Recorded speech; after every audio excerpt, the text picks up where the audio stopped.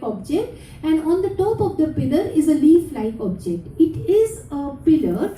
I'll tell you why, because these are the granaries. Quickly, this is one granary has a tree just beside it, a tree in railing, and another granary has tree without any leaves. So both are different, just to distinguish, these are the two different granaries. This has been put, and now let us see the symbol on the coin and the symbol on the inscription. And what is very interesting is this, on the flag, the pillar which is on the top of it, there is another symbol which is the Mauryan symbol. So this is like saying that this is a final place where you have to pay taxes. Now when you under the like dhwaja or under this particular pillar, all the transactions take place. So when the traders are coming, they have to pay, they have to show their Abhigyana Mudra, and they have to pass from here. So this is an official check post, you can say. I'm not going into the detail of this once again, but see how the coin symbol can be directly related to this. I'll come to this display object which has been displayed today, and most of you have seen this. This is the Mahastan inscription. Once again, we will not talk about the inscription today. Only 4 or 5 words I will be talking about this. That this inscription was found from Mahastan in Bangladesh, and this is in the Bogra district. And on the basis of this inscription, the town, that is the Nagara of Pundranagar, was identified with Mahastan. So the inscription mentions Pudanagade, which is actually this place. And it also mentions Dagatyaike, that is a flood situation which has happened in this place. And due to this flood, once again there is an emergency. So we had seen in the Mahastan inscription there was an emergency, and the word used there was also Atyaika. Here you can see the same word has been used, and during the Mauryan phase we are having once again an emergency situation in Mahastan, and again grains and cash has been given. And here also we get the word Kothagale, and that is another granary, but along with it we are getting a word Kosham, which is very interesting. They are talking about a granary and they are talking about a treasury. So of course, treasury is a place where coins are there, and granary is a place where grains are there. Why in the same inscription are they talking about a kosha and a granary? Because from the center, funds have come. It is a kind of a disaster situation where for disaster management, fund has been sent from the center. And now Jeman Tran Pathano hoy. Now they are saying that it is there with the Mahamatra of Pundranagar. They have given it to the Mahamatra. Now the Mahamatra will send it to the place where the flood has come. That is the Samvargyas. Now interesting thing is, what has been sent? They have sent some dhana, dhani, kehi, they have sent some grains, and they have sent some money. So you can take money when you need it. So you have to state what is your emergency purpose. So what is your emergency purpose? Emergency is an emergency. There is a flood, and if you need, then you will take. No. The inscription mentions Su Adhyayika, which is very interesting. That is, Su means good. Like in my name, Susmita. So, Su means good. So, a good emergency? Of course, yes, it can be. Like in pandemic, we have seen that several people got married. So, it was an emergency, and it was a very good emergency at home. So, people will need money. Here money actually talks, because you cannot have money in the Koshthagar. In a granary, you will not keep money. If you want to take money, you have to go to the treasury. If you want to take grains, you have to go to the granary. So, like the inscription actually talks about 2 places where you will be taking things. One you will take from the granary, and the other you will take from the treasury. So, Kosham here is very, very important. Now, I will not go into the detail of the inscription, but we have traced the money here because there is a word Gandakehi. Now, Gandaka can be 4 because we count Kodai Gondai. We know this. So, Gandakehi can be counts in 4, but no. When we look at Gandaka in the Faridpur grant of Dharmaditya, which is very, very late 6th century CE inscription, but it talks about a payment in 2 dinars, 3 rupakas, and 6 Gandakas, which is very interesting because dinar is in gold, rupaka is in silver, and Gandaka, of course, will be copper in that case. So, are they talking about copper coins even in the Mahastan inscription? This is just a question. So, we are questioning money. We will wait for money to talk. We don't know whether they were copper or not. But now, who controls this money? We have come to a second topic from now. This is, I would like to really discuss that when do you issue coins? When do you think that you can issue coins? Whenever a ruler wishes, he cannot issue coins. It's not possible, because you have to look at the economy, you have to look at the inflation rate, what is going on in the market, do you really need money or not?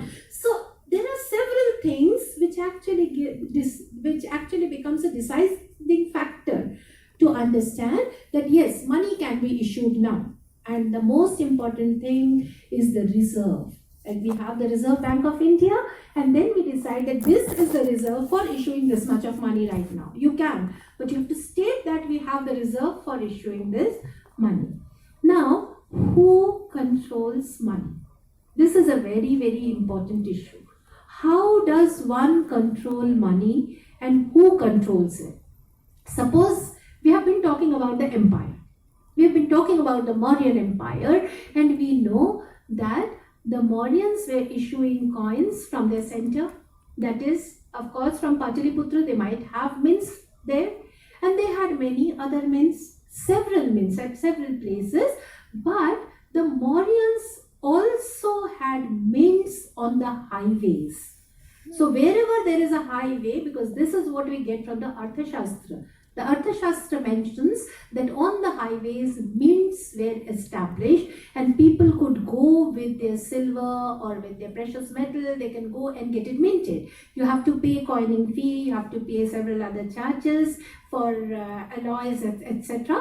And after paying the charge, you can get your money minted. So, what if my territory is not directly within the Mauryan Empire and the highway does not pass from my territory? I still need money. So there are places which wanted to issue money but could not get it. Like the demand was there but the supply was not there. So in that case, those places issued their own coins. But why will the Mauryans allow them to issue coins? Of course, because money the whole economy will be disturbed if they do so. So what they did is they have to pay a certain charge to the Mauryan Empire for minting it in some other mint. So do we get reference to this? Yes, of course we do get. In the Arthashastra of Kautilya, there is a reference to minting elsewhere, and the term which comes is anyatra. So if you mint elsewhere, then again you have to pay money to the Mauryan Empire. So do we have evidence, hardcore archaeological evidence to prove this? Yes, we do get. Because when we look at the punchmark coins, which are silver coins, there are three categories of coins. One, which are issued by the state itself, the empire itself, the normal coins which are called Karshapana, 3.4 grams. But there are two more categories. One category is very simple. You find them very less in weight. Like very less, like not 3.4, not even close to 3.4. They are 2.6, 2.7, 2.9. So why will the Mauryans allow them to issue coins in such a low standard? They will never allow, because these will circulate along with the normal coins and the whole economy again will be disturbed. Why were they issuing such low weight coins? Even I did not think about it earlier. Once Marie-Françoise Bozok, she asked me this question, because she was excavating this region and the French team was excavating, and they had published two hoards. One was from Baigacha and the other was from the same region of Mahasan. So she asked me that why is it so that all my coins, all the coins which I am getting are very, very low in weight. So I really pondered, I just thought that what do my coins say? Because they are all in hoards and they are all less in weight.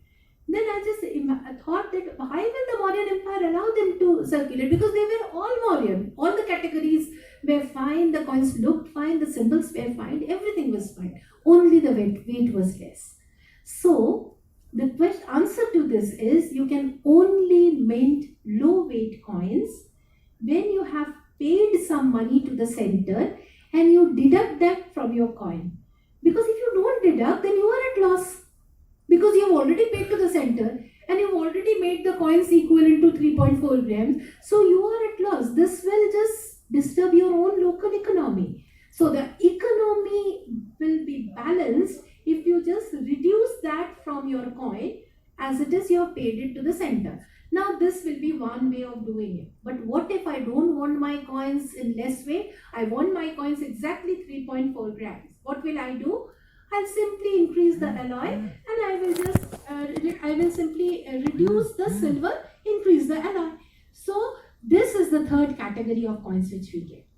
Silver will be reduced and alloy will be increased to get this. I have sent this much amount of silver to the center now. So these are the three different categories, and this actually explains how money was actually controlled, like in the market. Because what you have to remember one thing, once it is sent for circulation, it cannot be brought back. It's gone. It's gone into the circulation, it's in the market, it's rampant there.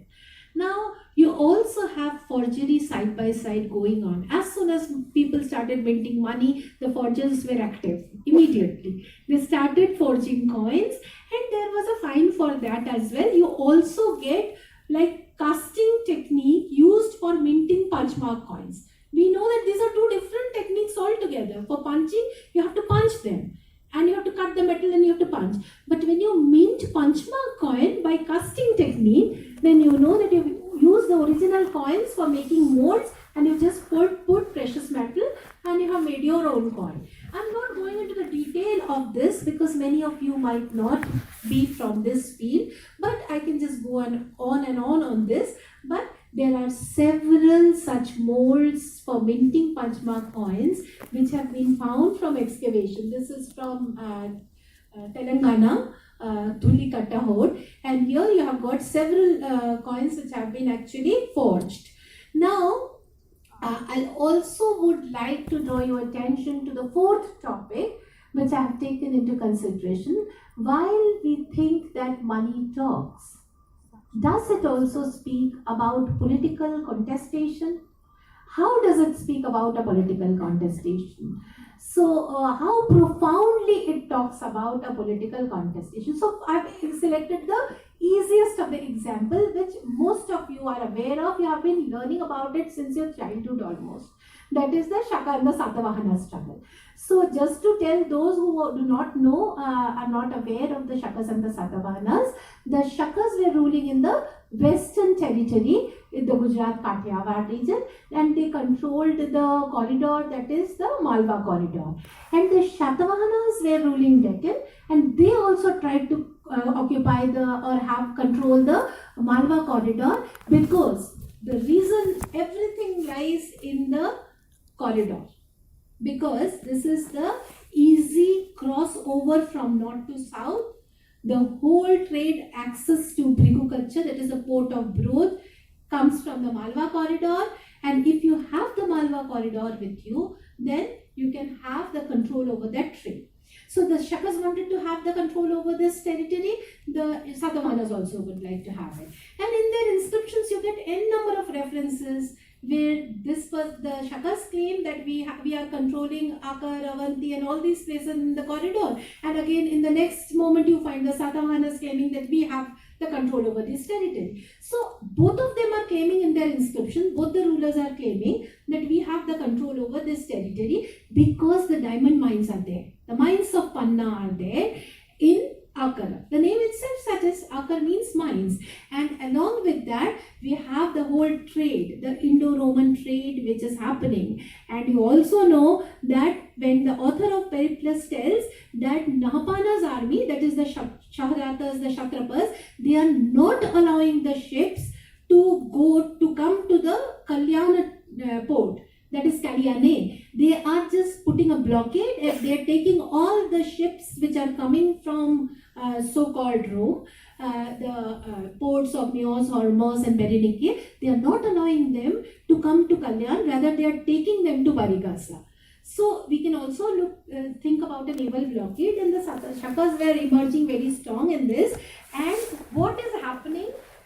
Let us now see what money speaks. I've already told what the other sources are saying, the literary source and so on and so forth. But let us just see how money talks, So just to understand, the Satavahana royal symbol is this, which is the Ujjain symbol, and this one, which is the Vajra and the arrow, is the Shaharata symbol, just the Shakataya symbol. So we know on the coins, if we find that symbol, it is a Shaka coin. On the coins, if you find this symbol, as simple as that, you will immediately identify it as a Satavahana coin. Now, let us see, this will be a normal Satavahana coin. Why am I using a normal word? Because the Satavahana has issued two types of coins. One was universal coinage for the whole territory, and the other was the area specific coins. In the small territories, they have different coins altogether. So this coin, when you look at it, it has a Ujjain symbol and elephants. Elephants were very important for trade, not only for ivory, but for several reasons. Again, I'm not going into the detail of it, but what I would like to mention is that as soon as you see it, you can identify it as a Satavahana coin, a particularly universal Satavahana coinage.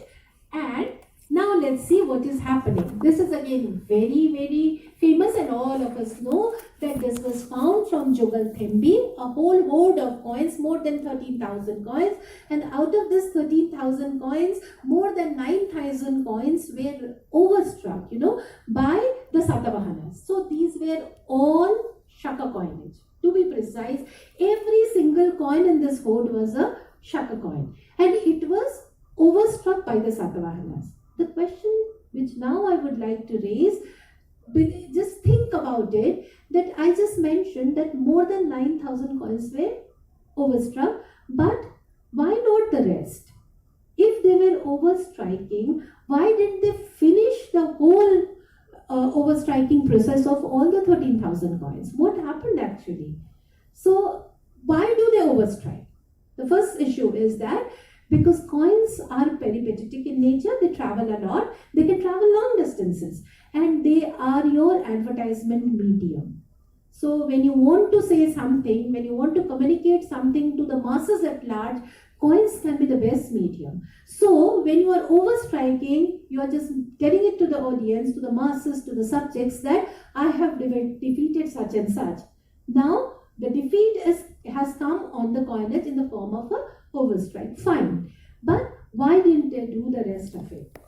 Because the hoard was buried after that process was over for 9,000. Somehow or the other, something happened, some kind of a disturbance happened, and they could not finish the whole process, and that's the reason that they are all in good condition.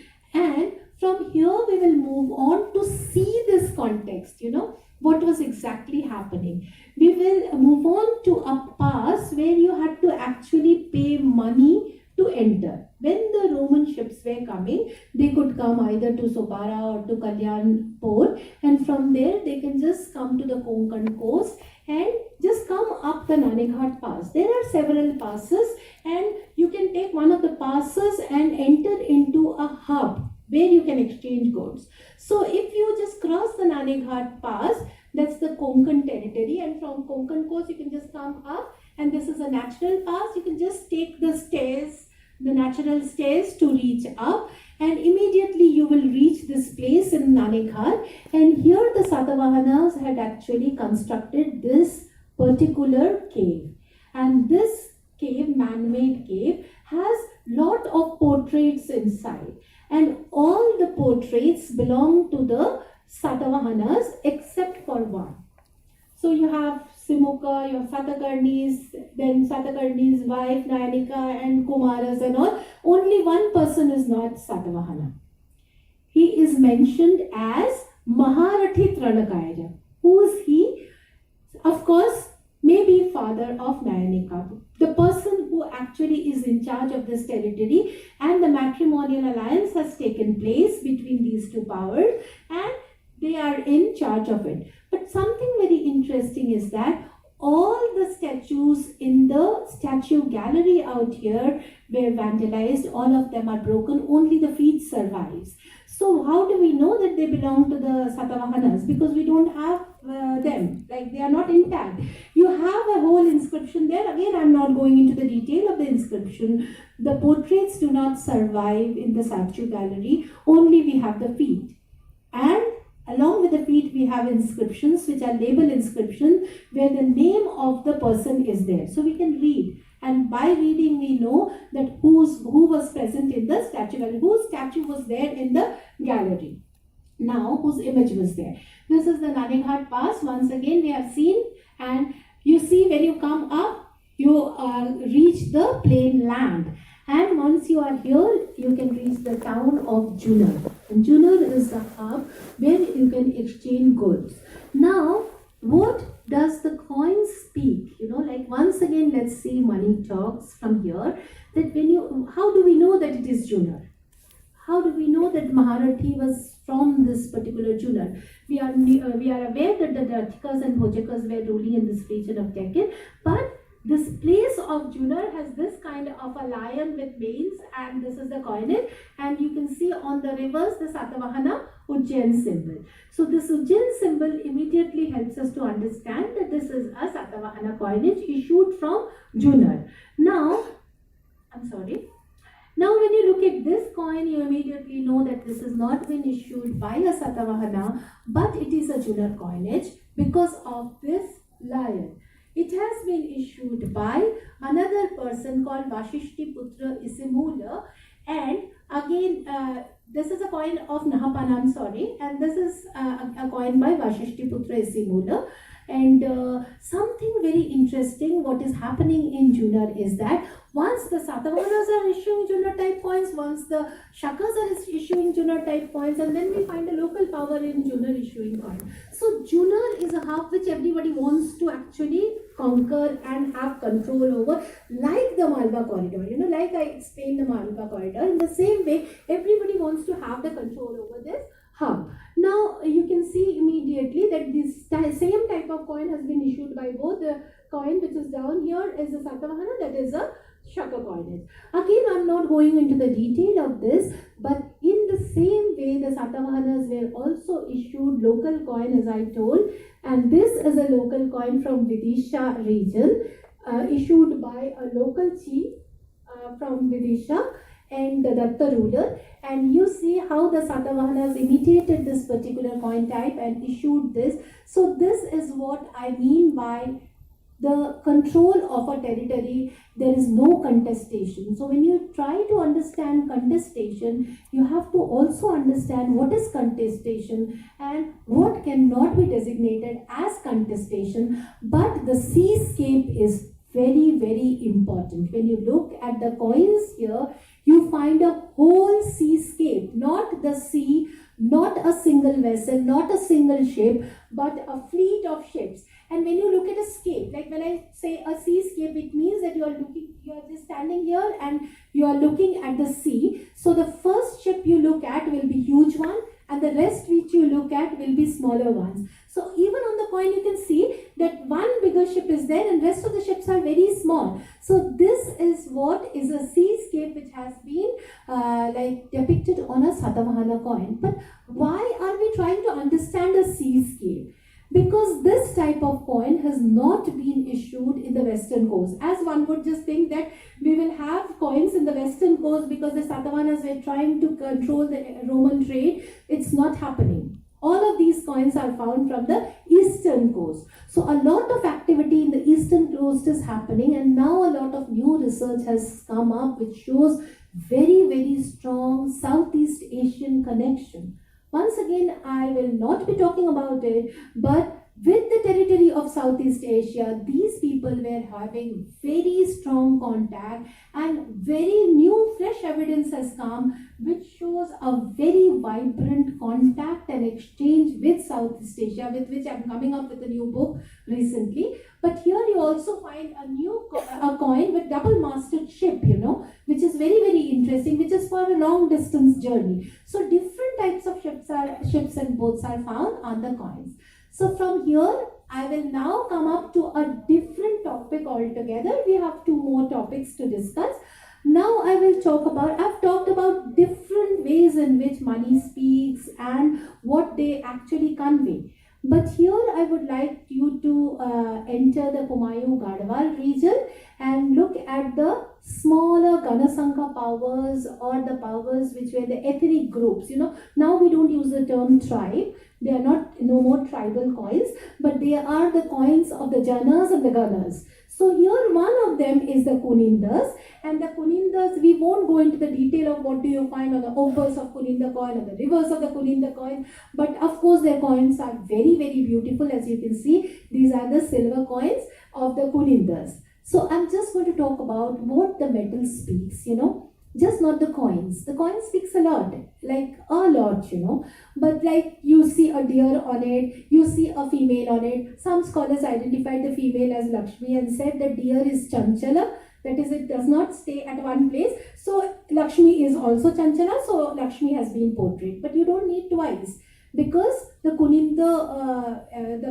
had a totem that is Ushtrapada. So the deer with a long feet like a camel. So that has been depicted, that is their totemic deity, and also we have Lakshmi depicted. So this is what the motif speaks. I'm not speaking about it, but I'm talking about the metal. They were issuing silver, they were issuing copper. So just a look on the silver coin, you have Brahmi legend on one side, you have Kharoshti legend on the other side. What is the Kharoshti legend doing in the Kumayu region? We know that Kharoshti was a script which was created for the northwestern territory, like it is only used, even when you look at Ashoka's inscription, you get Kharoshti in the Shabasgadi and Manchera region. So that is the region for which Kharoshti has been actually created. It should not be used so low there as far as Kumayu. But why are the Kunindas actually writing in Kharoshti on their silver coins is a question which one should actually think about. Now, when you look at their copper coins, this question becomes pronounced. Now we really want to ask that on the copper coins, why don't we have Kharoshti? We only have Brahmi on one side, and on the other side you have border of dots. Kharoshti has been replaced by a border of dots. So the copper coins are the coins which are used for day-to-day transaction by the common people. So they don't know how to read Kharoshti, they don't need Kharoshti there at all. But then they need Kharoshti for their silver coins because they are exchanging with the Indo-Greeks. So the Indo-Greeks now know Kharoshti well. So to communicate with the Indo-Greeks, to communicate with them, like we know that many of these powers were Ayudhajivi. They were warrior tribes, they were like dealing with metals. And now the third metal. The third metal is very interesting. When you look at the books, you find that it has been written that these are also dumpy copper coins. They aren't. Because we had analyzed them in the British Museum, and Duncan Hook has given a whole report which says that these are high tin bronze coins, where the amount of the bronze which is present in it, tin which is present in it is very, very high, up to 16 to 22%. Like, what is interesting is that these coins were also for day-to-day transaction. Why were they using this high tin bronze for them? Because they again wanted to communicate to the Indo-Greeks that they can make this metal. And how to tell them? So they actually use Kharoshti legend on them. Now, from this, so you see even metal talks a lot. So when you analyze the metal, you have n number of methods to analyze the metal, and then you should actually see how it talks. So the coins speak in multiple ways. And now we will go into hearing silence, whispers and voices. Once again, when there is a lot of silence, how will you interpret it? Like, this is a coin which you can see, there is a horse which is actually eating from a thing, and then on the reverse you have a map. A map, like there are a few hills and there is a road which comes down and there is a place which you can see down there. Now, what is this coin? These are issued by Malayamans. So this is far south, like Cholcher Pandya territory. And as soon as you see this, it's a Chera coin because of the rivers, as Cheras are in the Kerala region. And as soon as you see this, it's a Chola coin because you have a tiger on it. As soon as you see this, it's a Pandya because they have a stylized fish on the rivers. Now, visually the coins communicate that these are the royal symbols of the chieftains, that is Cholcher Pandya. But what are these coins doing? Like, how do we relate these coins with the Chola Cheras and the Pandyas? Like, this is something very interesting because just above the Chola territory, you have a region of the Malayamans. So the Malayamans is a group of, like a small ethnic group which is related to the Cheras of the Kerala coast. So they are on the eastern territory. So we know that the Roman ships were coming to Muziris, and when we see Periplus text, it mentions that the maximum profit which takes place, the Roman money gets the maximum exchange value at Muziris. So this is a very profitable port, and so to control this trade, they thought that let us have a hub also in the eastern coast, because the horses are alien to this land. You don't have indigenous horses here. So where are the horses coming from? So you have to question the coin. What is actually happening? As early as this time, they are having horses on their coins. So of course, the horses were being brought from the Tamradipta port to this, or even from the Chandraketugarh region. As we see on one of the seals of Chandraketugarh, that a horse is being loaded on a ship. So horses were loaded on the ships and sent to the eastern port of the Malayaman territories, who were now dealing with the horses and exchanging them. So like we have many things, but I have just added a small information on the religious side, though I don't want to discuss just because I'm speaking on money. It also speaks a lot about the religious angle. We know this from a coin of Agathocles, and there are many coins, but at one point of time, they started putting label inscription on the coins to tell who is this deity. So on several coins you will find on the rivers, you will have label inscription where only the deity has been labeled. Now, here this deity has not been labeled, but just by looking at it, we know it's Vasudeva because it has a chakra, and it also has other attributes like Shankha, and you also have a sword hanging. So the Shankha is being held in one hand and the chakra is there with Vasudeva. And along with that, on the other side you have Balaram, that is Sankarshan. So Agathocles is issuing a coin of this. But then when you look at the history of Agathocles, it's very interesting. If on some other occasion I get an opportunity, I'll definitely speak about this. But I want to draw your attention to the chakra here. This chakra is very important. And you find I'm not going to talk about the connection of the chakra with the Vrishnis, but I would like to show one such power who were the Vrishnis. During this time, they were issuing coins in Ludhiana. The coins have been found from Sunet, and they have a very prominent chakra. And we know that the Vrishnis believe that Krishna belonged to the Vrishni tribe. So see, Vasudeva's chakra has a prominent position in the Vrishni coins on the rivers, where you should find religious symbol. But what is there on the obverse of the coin? That is again very interesting. You have a railing, and on the railing you have a composite animal. On one side you have the elephant, on the other side you have the head of a lion. So it's a composite elephant-lion standard on the Vrishni coin. So by now all of us know that the Vrishni coins have on one side a composite standard, on the other side a chakra. I will only focus on the composite animal symbol, and I would like to show you something. This symbol continues on several other coins, and they are combined with the chakra, and you will be surprised to know that the whole of the chakras, we have taken a whole turn and again come back to the chakras, that the Western Kshatrapas, the Shaharatas, they have on their coin this composite symbol, and they have the chakra with it. So they have some connection with the Vrishni tribe, or they have some connection also with the Abhirakas. Exactly during this time, you find a lot of like acculturation is taking place, where some tribe is getting amalgamated into the other tribe. We know how the tribes have been moving, how the Malavas were first settled in Punjab, they moved to Rajasthan, then they moved to Avanti region. So they are continuously migrating. So in the similar way, we find that the Vrishnis who issued coins at one point of time, they also would have amalgamated with the Abhira tribe, and that is why we are having the Abhirakas issuing similar kind of coins. And here on the coin, on Nahapana's coin, you find that with this you have the same symbol in front of this.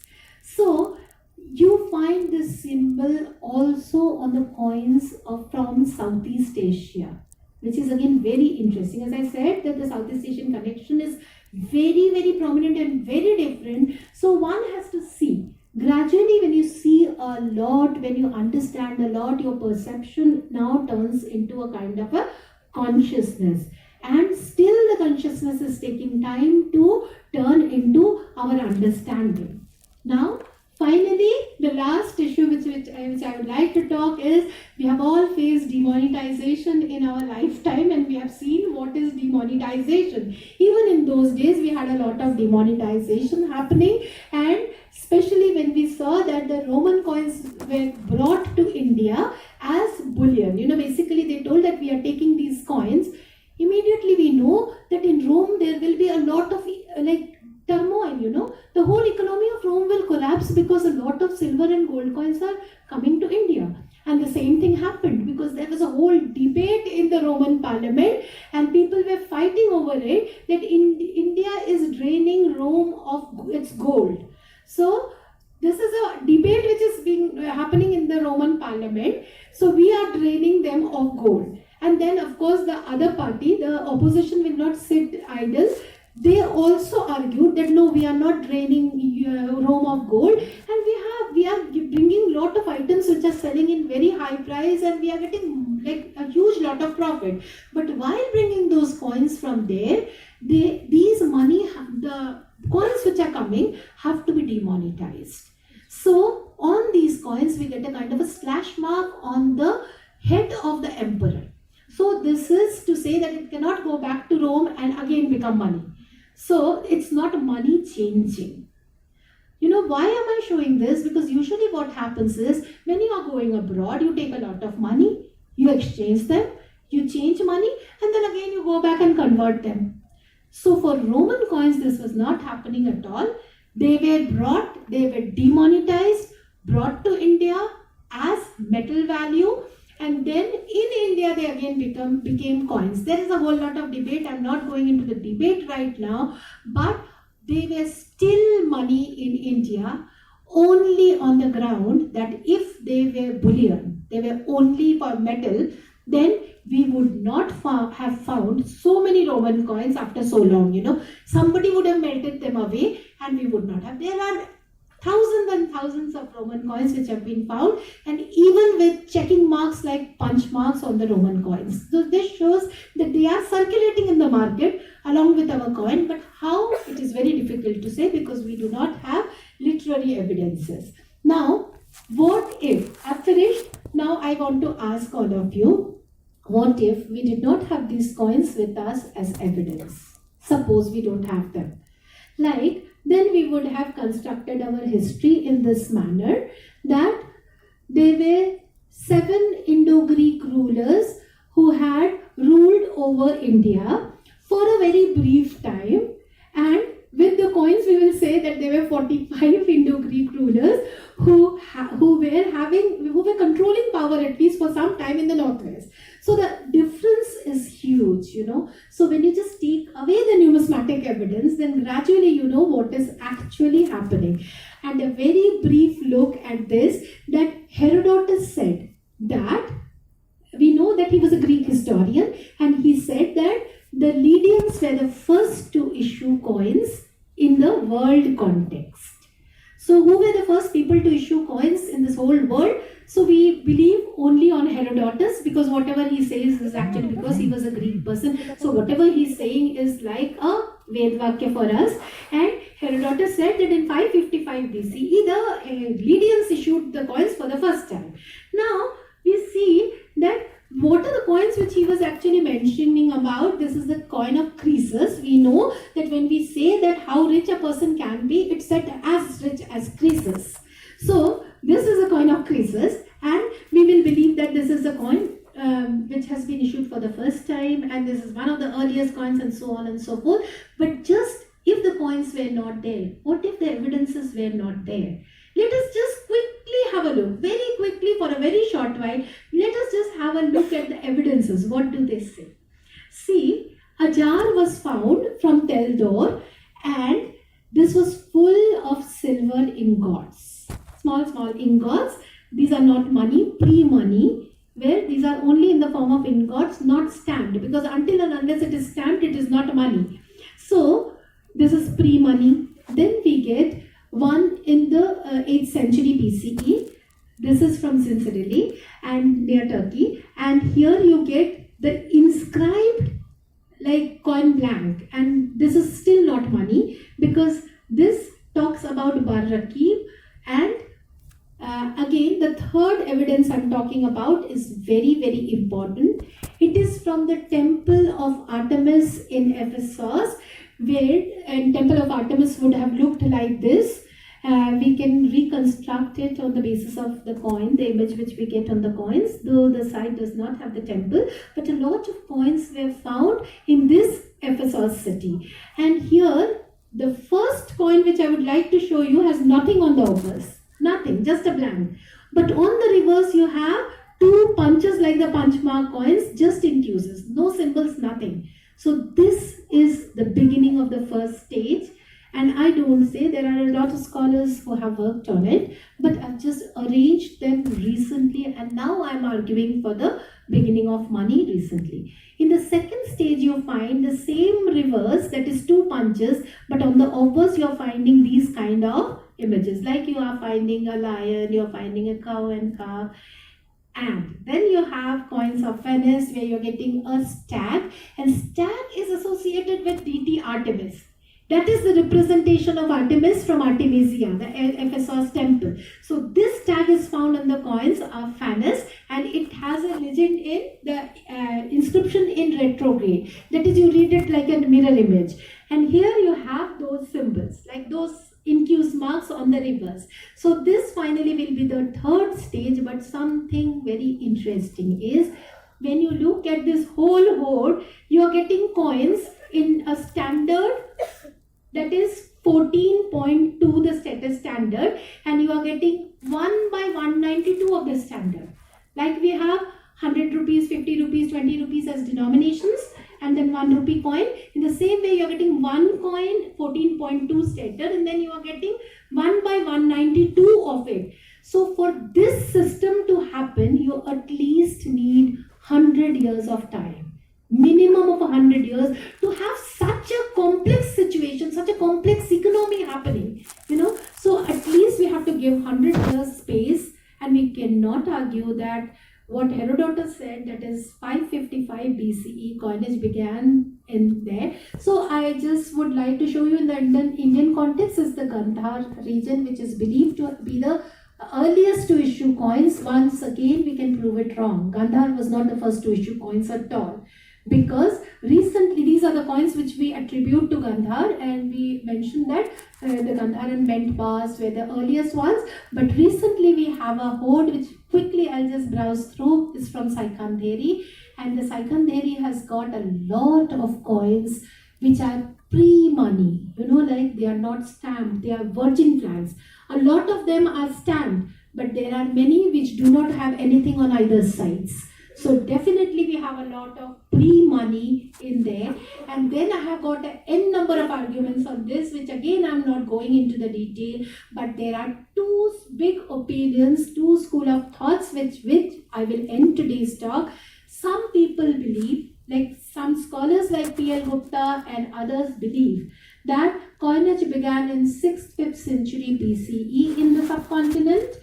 And it might be the Gandharan coinage according to them, or even the coins at Kashi. But there is another set of scholars, that is Joe Crabb, Elizabeth Eddington and others. They have their own argument for arguing that coinage began in 4th century BCE. Okay, now we have seen that the Saikhanderi fort predates it, number one. Number two, we have a stupa at Vaishali which has the ashes of Buddha, and this is the Shmat Stupa of Vaishali, and inside this Shmat Stupa we had a relic casket, and inside this relic casket there was a Panchma coin and a cowrie shell. So this might be one of the very early coins, because even if we argue for a very late date for Buddha, because there is a whole lot of debate about the date of Buddha. So the last date is 400 BC. So even if we argue that 400 BC is the time when Buddha died and the Mahaparinirvana of Buddha, then that this coin was present when it was put into the relic casket and it was put inside. So for this coin would not have come overnight. You know, these type of coins are found in large numbers from Samastipur region. So this coin was already circulating. So we cannot say that coinage began in 4th century BCE with the influence of the Western Achaemenians. So now, finally, I would like to argue that coinage definitely would have begun sometime with the Saikhanderi hoard, and there is a lot of pre-money which we have to understand now. Till now, we haven't heard them. The coins were maintaining silence, they were whispering to us, they were having their voices, but we were not listening to what they are saying. So now, with our level of perception, consciousness and understanding, like the Buddha says, we have to gradually understand what do they say. And it really takes a lot of time. As I said, it took me 15 years to understand that beta sikke bolte hain, sunna aana chahiye. So now I have learned very little. I've learned to hear what they are saying. That too is very little. I'm still waiting for the level of understanding to develop, to hear, to flip the coin without touching it with my eyes and understand what it is saying. Thank you so much for your patient listening. And now we will move on to the gallery. If you have any questions, I can answer them. Thank you.